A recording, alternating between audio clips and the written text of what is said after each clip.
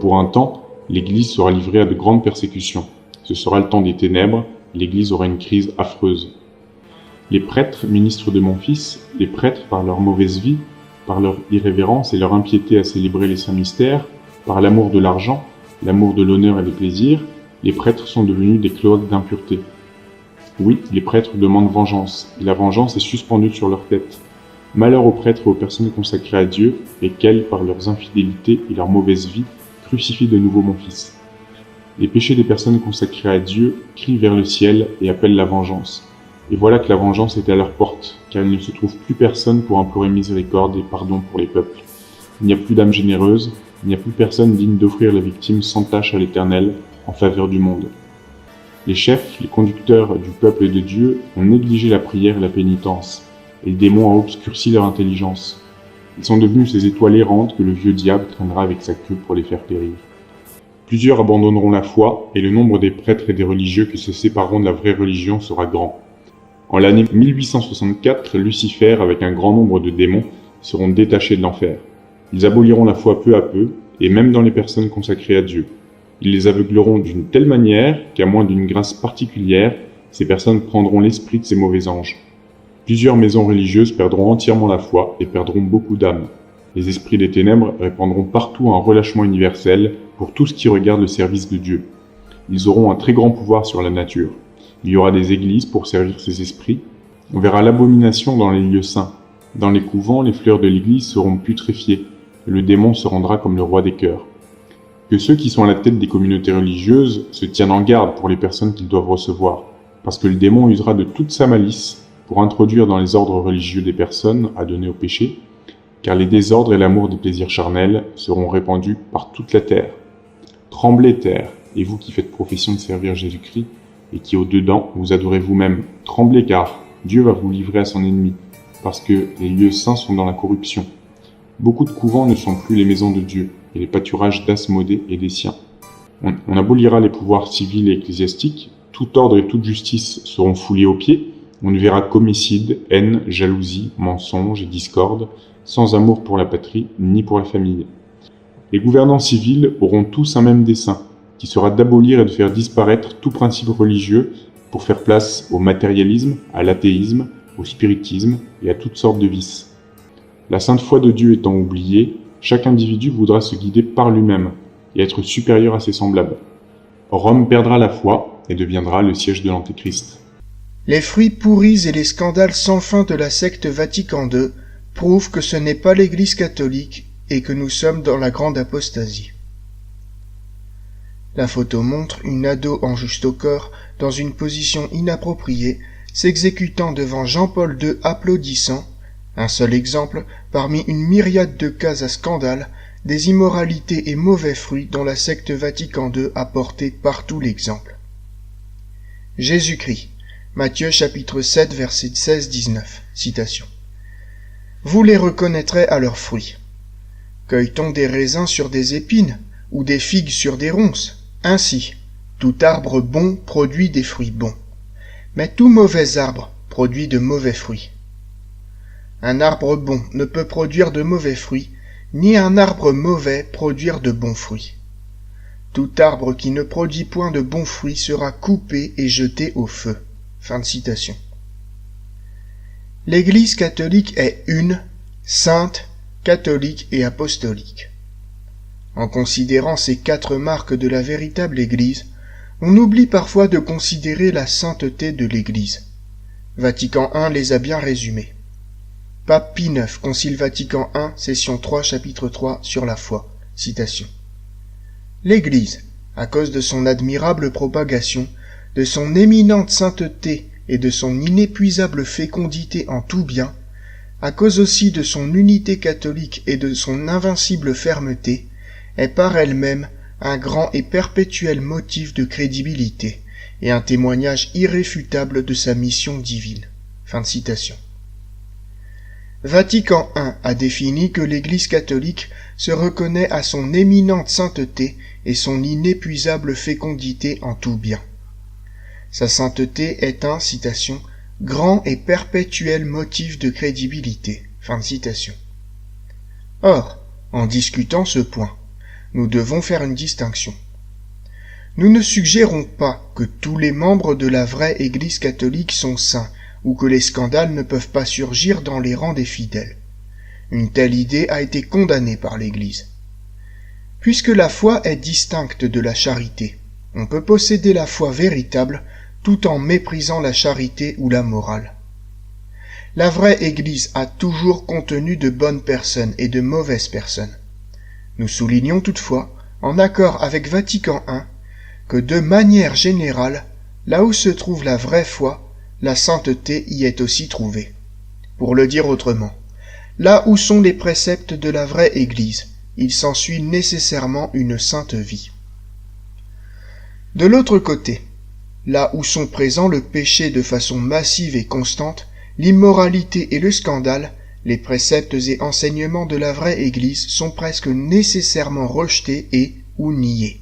Ainsi, si l'on est confronté à une Église qui prétend être l'Église catholique, caractérisée non par une inépuisable sainteté, mais par un inépuisable scandale quasi universel parmi ses représentants, ceci est presque suffisant en soi pour prouver qu'une telle Église n'est pas l'Église catholique, mais une secte non catholique qui s'est écartée de la foi de la véritable Église. Le fait qu'il se soit écarté de la vraie foi est la raison pour laquelle on ne trouve pas de vie sainte dans leur rang. Ceci ne pourrait guère être plus vrai que dans le cas de la secte Vatican II, l'Église catholique contrefaite des derniers jours.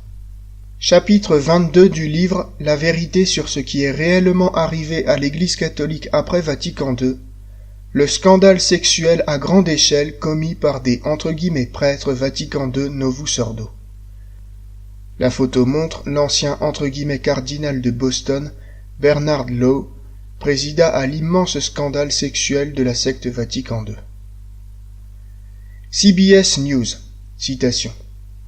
Des membres du clergé, ainsi que d'autres individus de l'archidiocèse de Boston, auraient vraisemblablement abusé sexuellement de plus de 1000 personnes en 60 ans, déclara mercredi le procureur général du Massachusetts, parlant d'un scandale tellement énorme, citation, qu'on se trouve à la limite de l'incroyable. Fin de citation de CBS News. Presque tous ceux qui lisent ce livre sont probablement au courant du scandale sexuel à grande échelle impliquant des « prêtres Novus Ordo Vatican II, qui fut relayé sans cesse par les médias grand public entre 2002 et 2004 environ. La perversion sexuelle des « prêtres Novus Ordo Vatican II est tellement généralisée que des diocèses entiers de la secte Vatican II ont fait faillite après avoir payé les dommages et intérêts dus aux victimes d'abus. Le diocèse de Davenport, aux États-Unis d'Amérique, en est l'exemple le plus récent. Les catholiques traditionalistes devraient sérieusement réfléchir aux conséquences terribles qu'ont eues ces scandales sur la réputation de l'Église catholique aux yeux du monde. Même si nous sommes capables de démontrer que la secte Vatican II n'est pas l'Église catholique et que les hommes étroitement liés à ce scandale adhèrent à la nouvelle religion, qui n'est pas la vraie religion catholique, comme nous allons continuer à le prouver dans ce livre, malgré tout, ce scandale est perçu par le public comme le fait de, citation, prêtres catholiques. Fin de citation. Ceux qui ne sont pas catholiques en profitent donc pour utiliser ce scandale sexuel impliquant des prêtres comme un argument de pacotille pour attaquer la véritable Église et dissuader ceux qui pourraient se convertir. Il s'agit véritablement de l'un des pires scandales de l'histoire de l'humanité quand on songe à ce que signifie vraiment le saint sacerdoce et la foi catholique. Nous avons parlé à un si grand nombre de non-catholiques qui, quand on leur proposait d'adhérer à la vraie foi catholique, nous répondaient immédiatement en faisant référence aux prêtres pervers de la secte Vatican II. Pourquoi rejoindrais-je une église où les prêtres agressent les enfants ? Répondent-ils en général. Nous avons été rejetés des douzaines de fois pour cette raison, alors que nous essayons de convertir les gens. Ce qu'il faut bien comprendre est que le fait que Dieu ait laissé ce gigantesque scandale se produire, scandale qui a découragé des millions de personnes et continuera à en décourager des millions d'autres d'étudier la foi catholique ou d'y adhérer, est la preuve que nous sommes dans le temps de la grande apostasie et de la grande tromperie spirituelle. Seuls les catholiques qui connaissent pleinement la vérité peuvent être amenés à se rendre compte que ces prêtres n'adhèrent pas du tout à la vraie foi catholique, mais sont en fait les membres d'une secte non catholique contrefaisant l'Église, la secte Vatican II. Cette perversion ne fait que dévoiler au grand jour le vrai visage de l'apostasie depuis Vatican II. Au cours du mandat du « cardinal Law » à Boston, Paul Changlet et John Geolan changèrent régulièrement de paroisse au sein du diocèse, en dépit des allégations répétées de maltraitance sur enfants portées à leur encontre.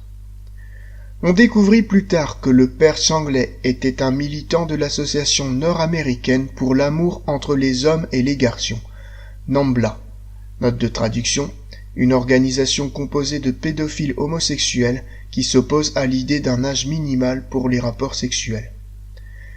Voici des extraits de journaux états-uniens de l'époque à propos du scandale sexuel de Boston. Boston envisage la faillite. L'archidiocèse de Boston envisagerait de déposer une demande devant le tribunal des faillites américain, à moins que les chances d'un règlement obtenu par voie de médiation ne s'améliorent, rapporte le Boston Globe du 1er décembre.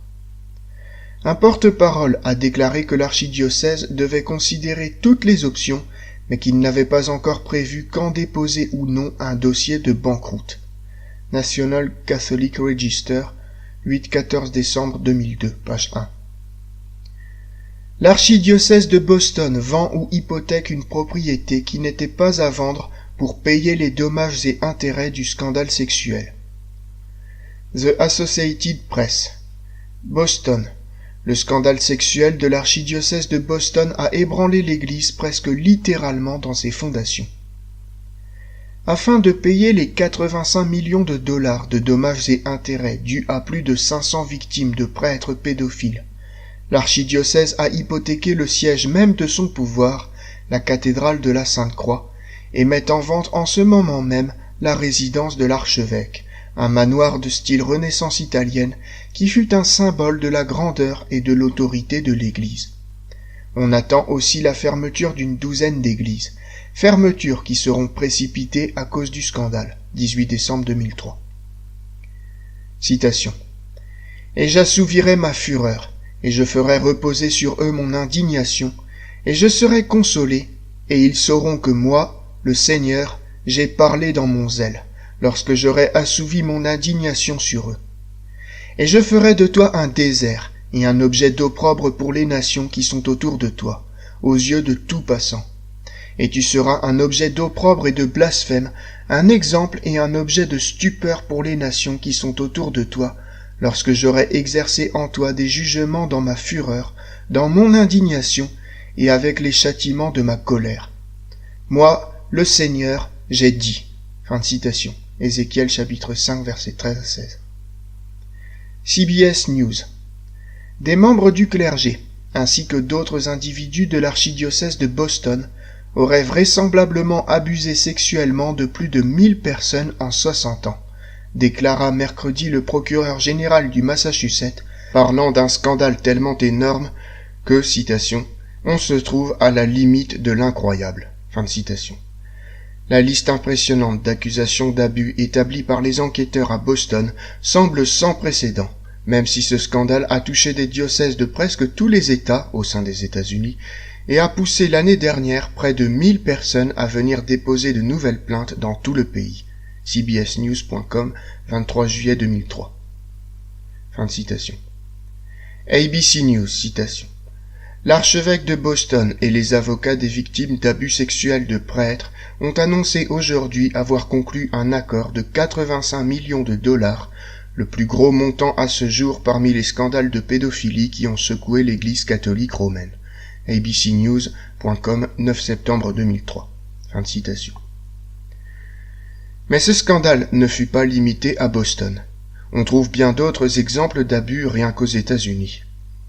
Le 3 mai 2003, l'archevêque Thomas J. O'Brien de Phoenix reconnut avoir étouffé des allégations d'abus sexuels par des prêtres. Par suite, il abandonna une partie de son autorité. 28 juin 2003, citation. Dans l'un des plus grands règlements à l'amiable pour victimes d'abus sexuels dans le cadre des scandales de l'Église catholique, l'archidiocèse de Louisville au Kentucky a annoncé qu'il verserait près de 25,7 millions de dollars aux personnes ayant dit avoir été agressées sexuellement par des prêtres et autres employés de l'Église. William McMurray, qui représentait un grand nombre de plaignants, a déclaré que l'archidiocèse allait utiliser plus de la moitié de ses liquidités pour payer la somme due. Fin de citation. Le 6 juillet 2004, citation. Faisant face à des dizaines de procès en cours accusant le clergé d'abus sexuels, l'archidiocèse de Portland, dans l'Oregon, se prépare à faire faillite. L'Église de Portland a déjà versé plus de 53 millions de dollars pour régler plus de 130 allégations d'abus, et l'archevêque a déclaré « Nos caisses sont presque à sec en ce moment ». Fin de citation. Le 20 septembre 2004, citation. Le diocèse catholique romain de Tucson, dans l'Arizona, est le deuxième diocèse du pays cherchant à se protéger contre une banqueroute suite aux très nombreux et très importants procès liés à des abus sexuels sur mineurs par des curés de paroisse. Fin de citation. Le 24 septembre 2004, citation. L'évêque Thomas Dupré est inculpé de viol sur mineurs, devenant ainsi le premier évêque à être accusé dans le cadre des scandales d'abus sexuels de l'Église. Dupré était à la tête du diocèse de Springfield, dans le Massachusetts, mais démissionna en février après que les allégations sortirent au grand jour. Fin de citation. Le 2 décembre 2004, citation.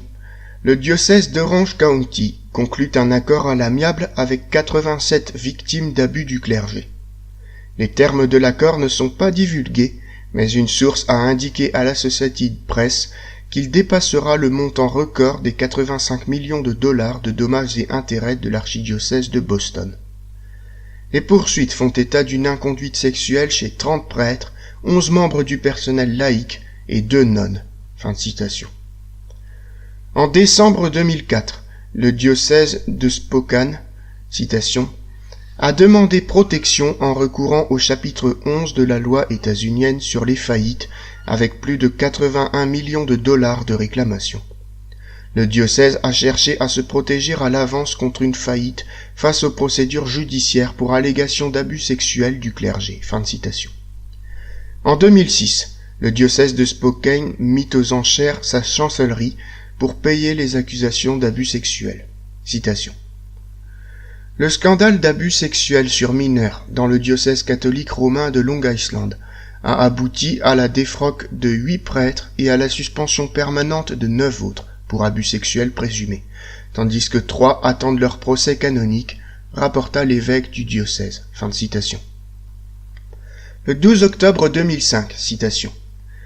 De nouveaux dossiers de revendication d'abus sexuels contre 126 prêtres, qui sont au cœur des centaines de poursuites contre l'archidiocèse de Los Angeles, ont montré que les représentants de l'Église déplacent depuis des décennies les prêtres accusés entre des services d'aide psychologique et de nouvelles affectations. Fin de citation. En 2006, citation. Le diocèse catholique romain de Davenport a aujourd'hui rempli le formulaire du chapitre 11 de la loi états-unienne sur les faillites, moins de 2 semaines avant d'avoir à se défendre dans un procès impliquant un ancien prêtre accusé d'avoir agressé sexuellement un lycéen. L'archevêque William Franklin déclare qu'il regrette la décision, mais la pression financière et les demandes pour au moins 25 cas d'abus sexuels commis par ces prêtres, non encore résolus à l'amiable, étaient trop grandes. Fin de citation. Iowa City, États-Unis. Les exemples de corruption au sein du clergé Vatican II pourraient remplir des pages, mais le lecteur a certainement déjà compris, ces scandales innommables ont lieu au sein de la secte Vatican II, tout simplement parce qu'il ne s'agit pas de la Sainte Église catholique. Qui oserait dire le contraire? Le scandale dont nous parlons ici est en effet l'un des pires scandales de l'histoire, tellement incroyable qu'il ne peut s'agir que d'un signe de la fin des temps et de la fausse église apocalyptique qui caractérisera les derniers jours. On comprend que quelque chose cloche lorsqu'on trouve en évidence sur la page d'accueil du site internet du diocèse de Pittsburgh, États-Unis, un numéro vert pour les victimes d'abus sexuels. Le site internet de l'archidiocèse de Philadelphie a dans sa barre de menu une rubrique sur, citation, « Les enfants et la protection de la jeunesse », fin de citation. Une protection contre ces « prêtres pervers ». C'est un problème si grave que chaque site internet diocésain que nous avons consulté met en évidence les problèmes d'abus. Ci-dessous, vous trouverez d'autres exemples sur les sites internet diocésains de Miami et de Milwaukee. Notez que le problème des abus sexuels est l'une des principales informations mises en avant. Le scandale sexuel de la secte Vatican II ne se limite pas aux États-Unis d'Amérique. Le scandale sexuel qui a englouti la secte Vatican II s'est en effet répandu dans le monde entier. Le 8 juillet 2002, citation, « La conférence des évêques catholiques des Philippines s'est excusée pour inconduite sexuelle grave de la part de prêtres philippins. Elle promet un protocole pour traiter de futurs cas d'abus. » Fin de citation. En 2004, dans l'archidiocèse de Vienne, en Autriche, par exemple, 10 000 personnes quittèrent en quelques mois l'église Novus Ordo suite à 2 grands scandales sexuels impliquant des membres du clergé, auxquels s'ajoutaient de la pédopornographie et des actes présumés de brutalité. Le phénomène est de si grande ampleur qu'il existe même une page Wikipédia recensant tous les abus sexuels de l'« Église catholique ». En 2012, le coût des scandales de pédophilie pour la secte Vatican II a été estimé à plus de 2 milliards de dollars. Les séminaires de la secte Vatican II sont d'épouvantables cloaques d'homosexualité et d'hérésie. Pape Pie XI, Ad Catholici Sacerdotii, 20 décembre 1935, citation. Donnez à vos séminaires les prêtres les meilleurs. Ne craignez pas de les dérober même à des charges apparemment plus brillantes, mais ne pouvant, en réalité, se comparer à cette œuvre capitale et irremplaçable. Au besoin, faites-les venir du dehors, de partout où vous en trouverez vraiment à la hauteur d'une si noble tâche. Choisissez-les tels que, par l'exemple encore plus que par la parole, ils enseignent les vertus sacerdotales et qu'ils sachent infuser, avec la science, un esprit solide, viril, apostolique. Fin de citation. En 2002, sortit le livre Goodbye Goodman de Michael Rose, qui exposait l'incroyable perversion et la débauche des séminaires de l'« Église Vatican II Novus Ordo ». Les séminaires corrompus formèrent les « prêtres qui, à leur tour, furent à l'origine des célèbres scandales sexuels. L'auteur, Michael Rose, est un défenseur de la secte Vatican II, donc ces révélations, venant d'une personne encline à défendre le clergé du Vatican II, montrent véritablement toute l'horreur de la situation. Certaines des anecdotes relatant la vie dans ces séminaires sont si effroyables que la seule conclusion qu'on puisse en tirer est que l'« Église qui présente ces lieux comme, citation, des séminaires pour la formation des prêtres catholiques, fin de citation, ne peut être que la prostituée de Babylone de l'Apocalypse dont les Saintes Écritures avaient prédit la venue à la fin des temps pour tromper les catholiques. Quelques extraits de Goodbye Goodman sont nécessaires ici pour justifier notre propos. Michael Rose, Goodbye Goodman, page 56-57, citation. D'après d'anciens séminaristes et prêtres récemment ordonnés, cette sous-culture gay est si importante dans certains séminaires que ces institutions ont reçu des surnoms tels que « Notre Flirt » pour le séminaire Notre-Dame de la Nouvelle-Orléans et « Placard théologique », note de traduction, « Sortir du placard » en anglais signifie révéler son homosexualité. Pour la faculté de théologie de l'Université catholique d'Amérique à Washington, D.C. Le séminaire Sainte-Marie de Baltimore a gagné le surnom de « Palace Rose ». Fin de citation. Les antipapes et évêques de la secte Vatican II ne font évidemment, au sujet de ces séminaires ou des problèmes majeurs d'homosexualité, rien du tout. Par contre, quand une personne sous leur autorité s'oppose à la nouvelle religion, alors là ils agissent à la vitesse de l'éclair. Par exemple, lorsque le supérieur du séminaire de la Fraternité Saint-Pierre, l'abbé Bizig, signifia qu'il n'était pas disposé à accepter dans sa fraternité des hommes voulant dire la nouvelle messe, le Vatican le démit rapidement de ses fonctions et le remplaça par le père Arnaud de Villers. Le Vatican agit en un temps record quand la nouvelle religion est attaquée.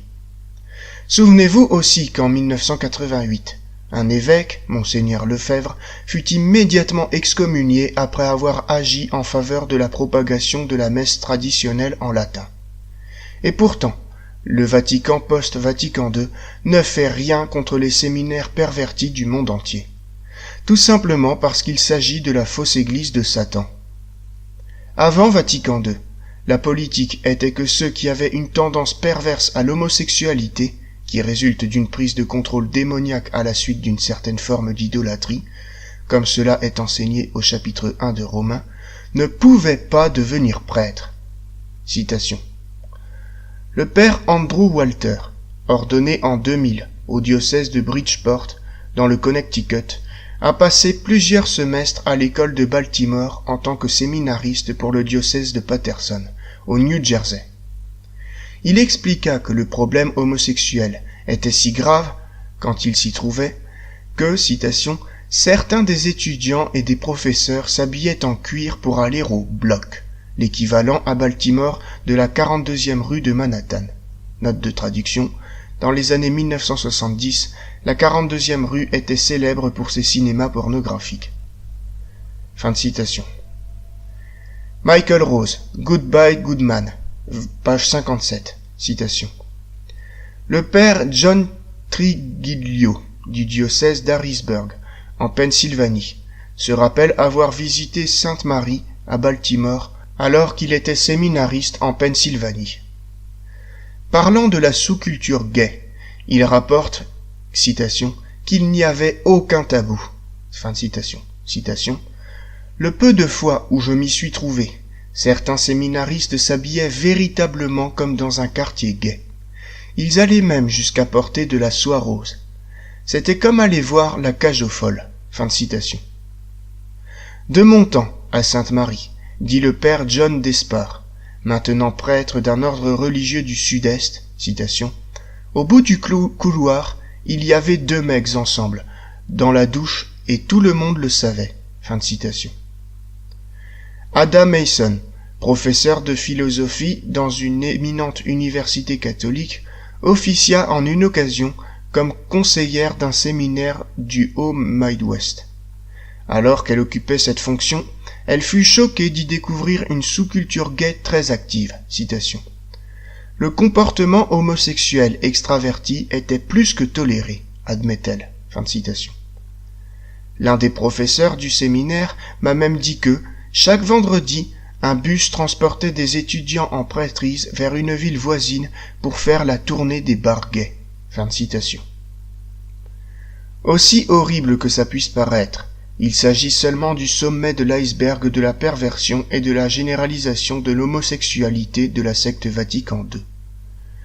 Goodbye Goodman nous montre aussi que les séminaires de la secte Novus Ordo promeuvent et acceptent le rejet des enseignements les plus fondamentaux de la foi catholique.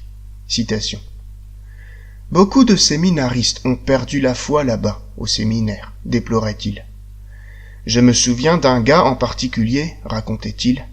Il avait perdu la foi en raison d'un cours de christologie auquel nous étions tous tenus d'assister. Dans ce cours, expliquait Perron, on apprenait aux séminaristes l'exégèse biblique des protestants allemands, popularisée par le luthérien allemand Rudolf Bultmann. Et le premier livre qu'ils avaient lu était celui d'Albert Schweitzer, Quête du Jésus historique, que Perron qualifiait de livre très dommageable, car l'ensemble des enseignements de l'Église y sont rejetés comme des mythes douteux. Et nous avions d'autres livres dans la même veine. Fin de citation. Le premier livre qu'ils lurent au séminaire attaquait l'historicité de notre Seigneur et rejetait tous les enseignements de l'Église comme autant de mythes.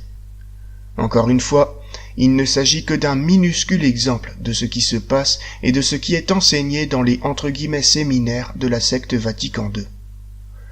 Le livre de Michael Rose mentionne également que les hommes opposés à l'ordination des femmes sont dissuadés de poursuivre une vocation. Il montre comment la primauté papale, l'inhérence des Écritures, etc. sont communément niées dans ces séminaires, mais aussi qu'une sorcière a pu assister à un séminaire, page 108, et que les candidats au séminaire avaient été interviewés et filmés par un franc-maçon. Citation. La prochaine étape du processus d'admission au séminaire était l'évaluation psychologique. Carigi fut envoyé dans une clinique psychologique indépendante où il passa 2 jours à faire des tests et à être interviewé par un homme au visage stoïque qui portait une bague maçonnique. Fin de citation. Les choses sont si graves dans ces « séminaires » qu'un éminent « prêtre » de la secte Vatican II, l'« père John Trigilio », raconta ceci au sujet de ses années au séminaire. Citation. Trigilio pleurait, faisant allusion à la sous-culture kitsch qui imprégnait l'atmosphère du séminaire. On avait l'habitude de dire que si vous portiez une soutane, vous étiez un réactionnaire, une fille de 30. Si vous portiez des sous-vêtements féminins, ils vous élisaient séminariste de l'année. Parfois, on avait quelques gars qui portaient des vêtements pour femmes, de la lingerie, du maquillage, etc. Et certains étaient efféminés au plus haut point. Les plus kitsch du SIG, séminaire de l'Immaculée Marie, Northampton, États-Unis d'Amérique, s'appelaient les uns les autres par des noms féminins. Fin de citation. Citation. Je peux vous raconter ceci, expliquait-il, mais ça ne vaut pas dans tous les cas. Si un gars, au cours de sa carrière de séminariste au MIS, n'avait jamais reçu de blâme de la part de la faculté, alors c'est que quelque chose ne tournait pas rond chez lui. Si vous étiez un tant soit peu orthodoxe, rigide, vous deviez vous battre corps et âme pour garder votre santé mentale et votre foi. L'équipe de formation disait à mon évêque, « Il a du mal à s'adapter à la théologie contemporaine. Il reste très rigide. » Mais pour ceux qui étaient ouvertement homosexuels, leurs évêques n'en étaient pas informés. Fin de citation. Ce sont les mots d'un « prêtre Novus Ordo » qui est actuellement une vedette de la chaîne EWTN, chaîne de TV américaine « catholique ». Ce « prêtre » est un partisan du faux œcuménisme. Il croit non seulement qu'il y a un salut hors de l'Église, mais croit aussi à beaucoup d'autres hérésies post-Vatican II. Tout ça pour dire qu'il n'est absolument pas catholique traditionnaliste. Il est très éloigné de la foi catholique traditionnelle, mais fut considéré comme un réactionnaire dans son séminaire, tout simplement parce qu'il n'était pas ouvert à des choses comme l'homosexualité et l'ordination des femmes. Cela nous montre à quel point la secte Vatican II est diabolique et combien elle est éloignée du catholicisme. Un incroyable compte-rendu sur l'état des séminaires dévoilé par quelqu'un ayant séjourné dans un célèbre séminaire Novus Ordo. Dans l'édition de 1995 de la revue The Homiletic and Pastoral, qui fut ensuite publiée sur Internet, se trouvait un article écrit par une personne ayant assisté à l'un des séminaires Novus Ordo les plus prestigieux des États-Unis d'Amérique. Il fut consterné par ce qu'il y avait vu. Voici certains de ses propos. Citation. Après avoir passé 4 ans dans un séminaire néo-moderniste catholique romain, je suis parvenu à la ferme conviction que la source de la crise actuelle dans l'Église aux États-Unis peut être reliée directement au séminaire. Le séminaire est littéralement le lit de semence de la foi. Cependant, quelqu'un aurait inévitablement des problèmes au séminaire s'il utilisait des expressions comme « le saint sacrifice de la messe ». Et il aggraverait son cas si en plus il se montrait opposé à la notion de prêtresse dans l'Église catholique romaine. Le rosaire était considéré comme étant approprié pour ceux n'ayant pas la capacité d'approcher Dieu intellectuellement et comme manquant de raffinement théologique. Déjà, on nous enseignait dès l'entrée du séminaire qu'on ne pouvait ni s'agenouiller au moment de la consécration lors de la messe, ni après avoir reçu la communion. Ceci, citation, aurait brisé la communauté. Fin de citation. À la messe, le prêtre recevait souvent le nom de, citation, celui qui préside. Fin de citation. C'était celui qui nous guidait dans la prière, animant la communauté. Beaucoup de ceux qui présidaient improvisaient la messe, en ajoutant leur propre dose de prières eucharistiques. S'assurer que les lectures ne discriminaient personne était du ressort de celui qui lisait. Nous, en tant que séminaristes catholiques, n'étions pas autorisés à porter de vêtements cléricaux parce que le col était un signe de cléricalisme. Même si l'on savait que le recteur avait dit aux évêques qu'il ne voulait pas que, citation, le ministère soit confondu avec le port du col, fin de citation, la véritable raison de l'abolition du col dans notre séminaire était qu'il représentait une grande source d'anxiété pour les féministes. On nous disait dès le début que les séminaristes ne devaient appeler aucun des professeurs du nom de père ou sœur. On ne devait pas nous donner de titre, puisque c'était une autre forme de cléricalisme.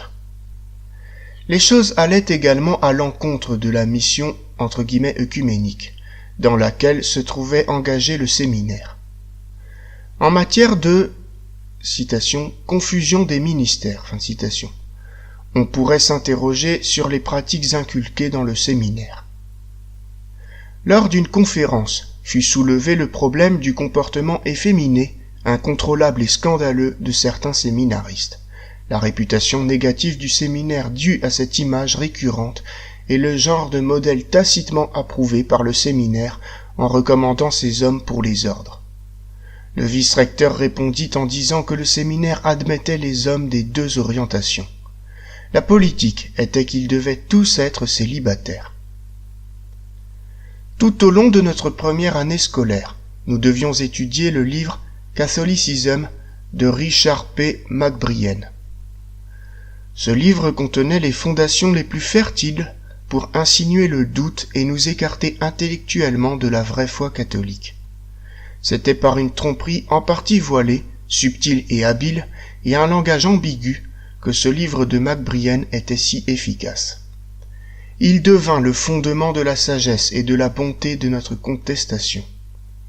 Certaines de ses idées les plus exemplaires, implicitement et habilement suggérées tout au long du livre, sont que nous n'avons pas à croire en la virginité de la Vierge, que nous n'avons pas à croire ou consentir à l'enseignement de l'Église, à moins que le caractère dogmatique soit explicite, et que nous devons admettre que Jésus avait été ignorant et dans l'erreur.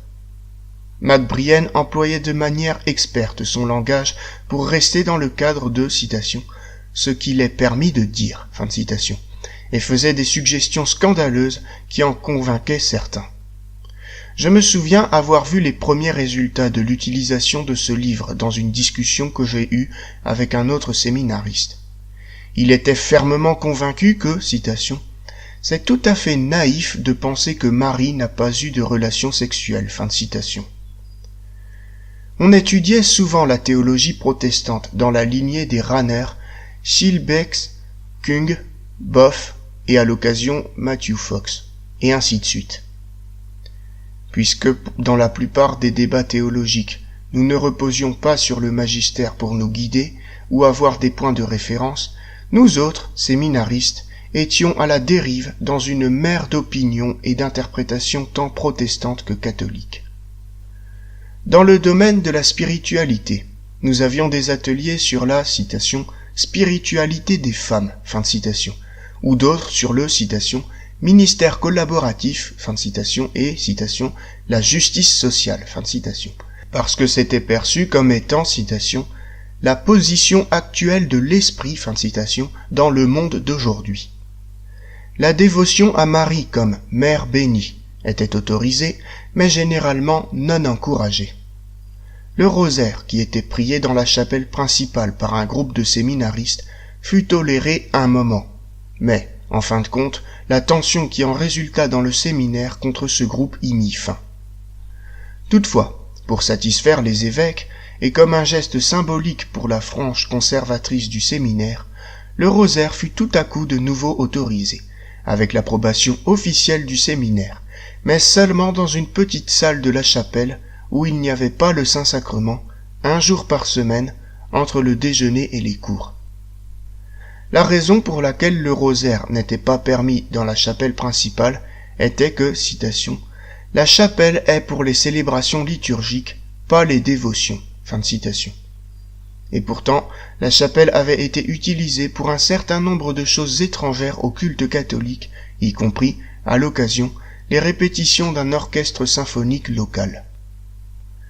La plus grande épreuve spirituelle eut lieu pendant ma 4e année, dans un cours de soi-disant conseil pastoral. Une laïque, avec des intentions qu'elle cachait peu, faisait le cours.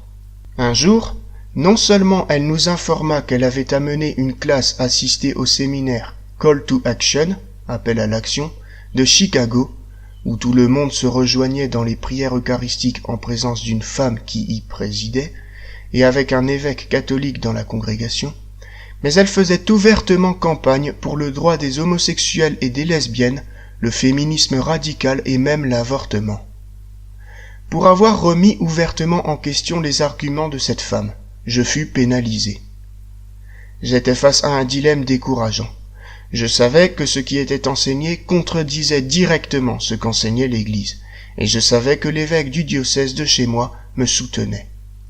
Après 4 années de lutte passées à me battre au séminaire pour ce qui était juste, je fus finalement renvoyé. On me demanda de partir à la fin de l'année académique et de ne pas revenir. Même si j'avais pointé du doigt des cas évidents où le séminaire contredisait le catholicisme dans son esprit, les membres de la faculté se protégèrent entre eux, ainsi que l'institution, en faisant croire que j'étais celui qui s'opposait à l'Église, à son autorité, à la formation des séminaristes. Du fait de la colère du recteur, et à ma grande surprise, l'évêque me libéra également, puisque la question était devenue un peu trop politique pour lui. Je me demandais si dans les séminaires comme celui où j'étais allé, on plaçait toujours, d'une certaine manière, les hommes devant les images de différents dieux pour leur demander de faire un choix. Fin de citation.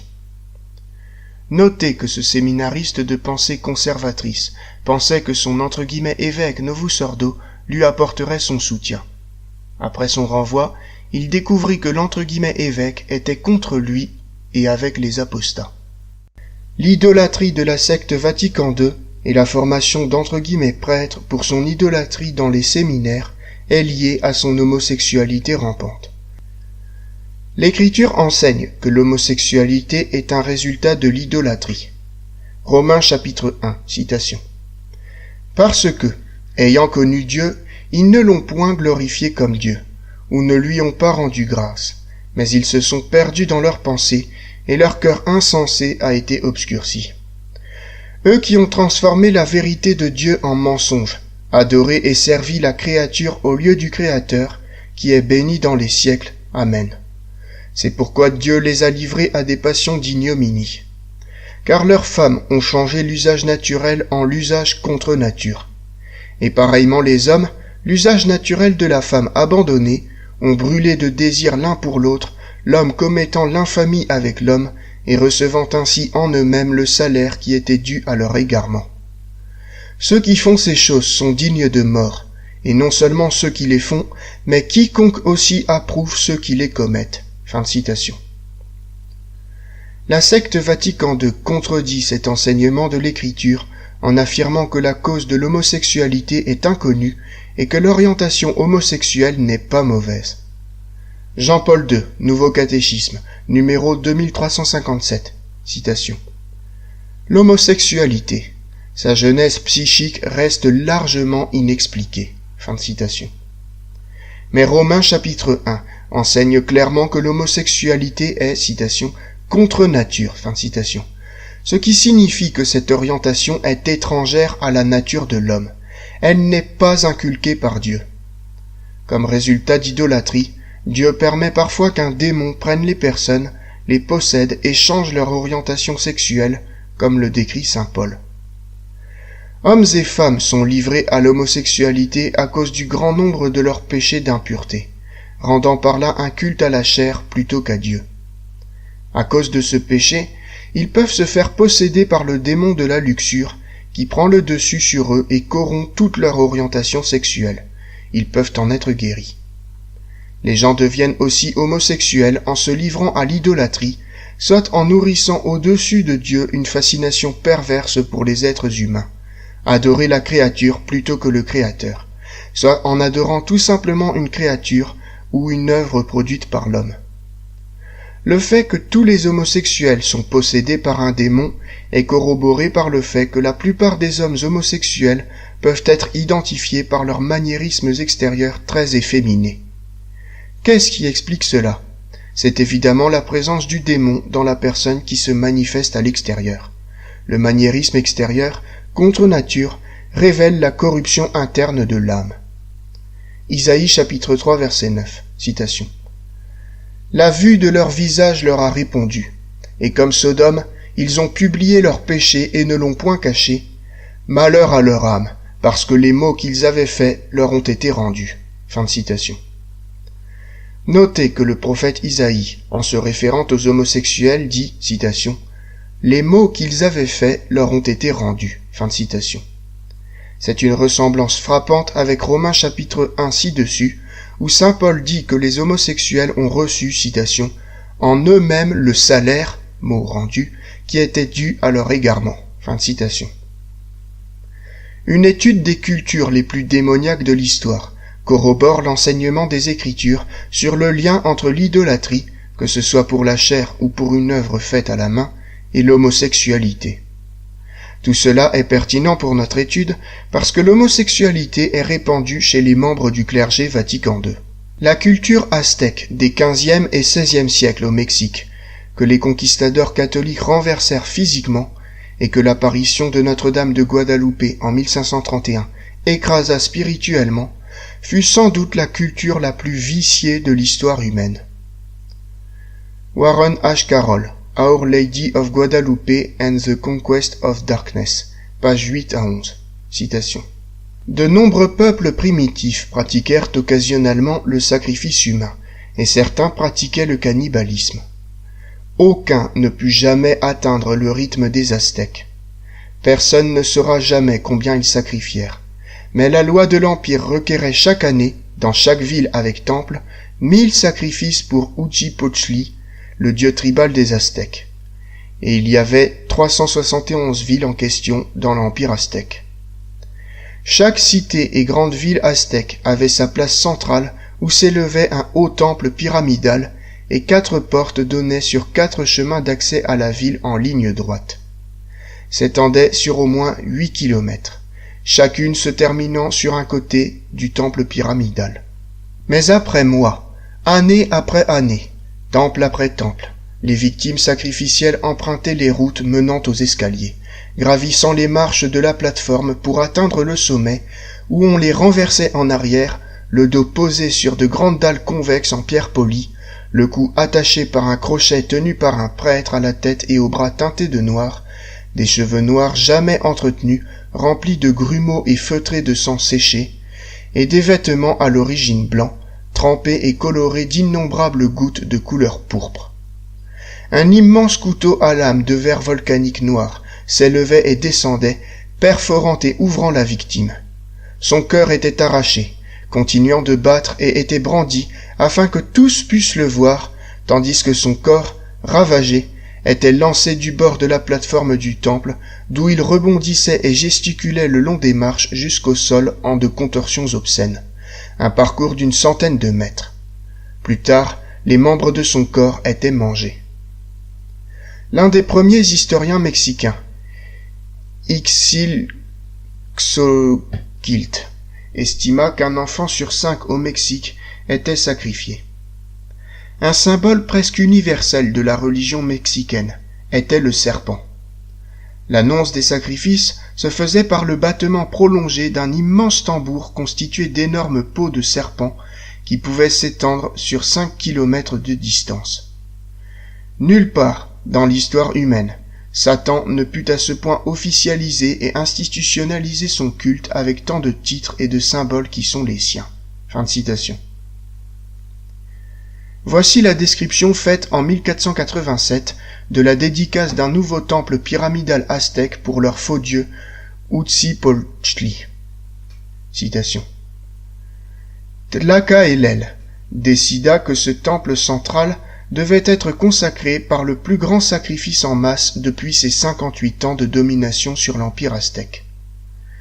Comme toujours, il avait sa manière de procéder. Dans les descriptions mémorables du R.C. Paden, on lit ceci.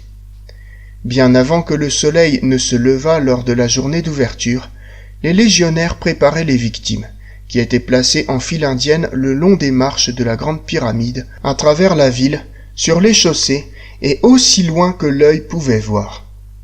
Il aurait semblé à un individu, contemporain de l'époque et témoin de ce spectacle depuis les toits, que les victimes s'étiraient jusqu'aux confins de la terre. La majeure partie de ces malheureux étaient originaires de provinces hostiles, réduites en esclavage. Au sommet de la pyramide, 4 dalles avaient été installées, une au-dessus de chaque escalier, pour Tlaka-Hélel et les 3 rois de la Triple Alliance qui tous, lors du départ, se mettraient à l'œuvre en tant que sacrificateurs. Tous étaient prêts. Les rangs de victimes s'étendaient sur des kilomètres, avec de grands réservoirs à leur extrémité, des milliers d'êtres humains pris au piège et tournant en rond comme du bétail, attendaient leur tour dans le rang sur le point de se mouvoir. Soudain, les rois brillamment parés approchèrent de la chapelle de Huitzilopochtli, le faux dieu, et se prosternèrent respectueusement. Tandis qu'ils se tournaient pour rejoindre leurs aides autour des 4 dalles, les grands tambours en peau de serpent battaient la mesure, annonçant que les rangs pouvaient maintenant commencer à se déplacer. Des relais de prêtres envoyaient les victimes. Dès qu'un groupe se fatiguait de tuer, d'autres, sur les milliers de personnes vivant dans le nouveau temple, s'avançaient pour les soulager et ainsi garder le rythme. Des années de pratique leur avaient donné une habileté et une vitesse incroyables. Une source fiable indique qu'il ne leur fallait que 15 secondes pour tuer chaque victime. Sang et organes tombaient en cascade dans un flux sans fin sur les marches du temple. Les cœurs et les crânes étaient rassemblés en piles, formant des tas innombrables. Cette cérémonie se prolongeait durant 4 jours et 4 nuits. Plus de 80 000 hommes furent tués. Tlacaelel avait ordonné à tous ceux de la haute noblesse du Mexique d'être présents, observant la chose depuis des estrades parfumées couvertes de roses, mais les obligations coutumières, et même la peur, se transformaient finalement en une horreur qui les submergeait, et la plupart des spectateurs fuyaient avec de nombreuses personnes de la ville. Même ceux qui pouvaient dissimuler à leur regard ce qui était en train de se passer étaient incapables de supporter plus longtemps toute la puanteur. Mais à 89 ans, Tlacaelel, le chef de l'Empire, était resté jusqu'à la fin, observant les victimes tuées en 15 secondes, jusqu'à ce que le dernier des 80 000 ait eu son cœur arraché sous ses yeux dévorants. Fin de citation. Peut-être que ce morceau d'histoire, plus que tout autre, illustre la vérité de l'enseignement biblique que les dieux des païens sont en fait des démons. Psaume 95.5, citation. Parce que tous les dieux des nations sont des démons. Fin de citation. 1 Corinthiens chapitre 10 verset 20, citation. Mais ceux qui mollent les gentils, ils l'immolent aux démons et non à Dieu. Or je désire que vous n'ayez aucune société avec les démons. Fin de citation. Cela démontre aussi le lien entre idolâtrie et homosexualité, car les conquistadeurs catholiques, citation, après avoir repoussé l'attaque des Aztèques, virent leur premier temple modeste. Il s'y trouvait des idoles d'argile en poterie, nous dit Bernal Diaz, au visage de démons ou de femmes et autres personnalités maléfiques représentant des actes de sodomie commis les uns avec les autres entre Indiens. Fin de citation. C'était un tel problème que Cortés avait dit aux Aztèques, citation, « Je veux que vous sachiez que nous sommes venus de loin. Abandonnez votre sodomie et toutes vos autres pratiques diaboliques, car c'est ainsi que l'ordonne notre Seigneur Dieu, en qui nous croyons et que nous adorons. » Fin de citation. Saint François Xavier, XVIe siècle, avait vu la même chose en prêchant la foi dans le Japon païen. Citation. Quand nous parcourions les rues, les enfants et d'autres gens nous poursuivaient en se moquant de nous et disaient « Ce sont eux qui interdisent le péché de sodomie, car celui-ci est très répandu parmi eux. » Fin de citation. Ces convoitises non naturelles étaient très répandues parce qu'ils adoraient des idoles dans près de 33 000 temples de Kyoto. Comme l'enseigne Romains chapitre 1, les désirs contre nature sont liés à l'idolâtrie. Voilà pourquoi les perversions sont si fréquentes chez les membres du clergé de la secte Vatican II. Ils baignent dans l'idolâtrie. Combattez, enfants de lumière, vous, petit nombre qui y voyez, car voici le temps des temps, la fin des fins. L'Église sera éclipsée, le monde sera dans la consternation. Alors Jésus-Christ, par un acte de sa justice et de sa grande miséricorde pour les justes, commandera à ses anges que tous ses ennemis soient mis à mort. Tout à coup, les persécuteurs de l'Église de Jésus-Christ et tous les hommes adonnés au péché périront, et la terre deviendra comme un désert. Alors se fera la paix, la réconciliation de Dieu avec les hommes. Jésus-Christ sera servi, adoré et glorifié. La charité fleurira partout. Les nouveaux rois seront le bras droit de la Sainte Église, qui sera forte, humble, pieuse, pauvre, zélée et imitatrice des vertus de Jésus-Christ. L'Évangile sera prêché partout, et les hommes feront de grands progrès dans la foi, parce qu'il y aura unité parmi les ouvriers de Jésus-Christ, et que les hommes vivront dans la crainte de Dieu.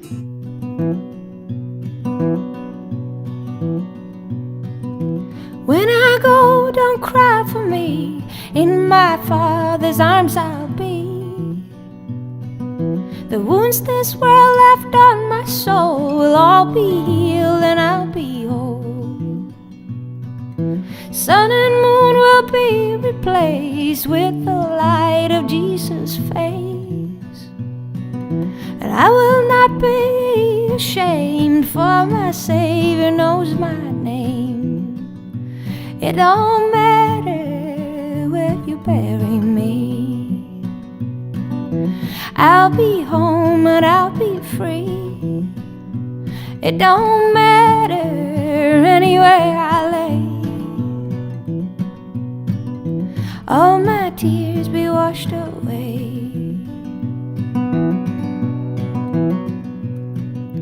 Gold and silver blind the eye, temporary riches lie.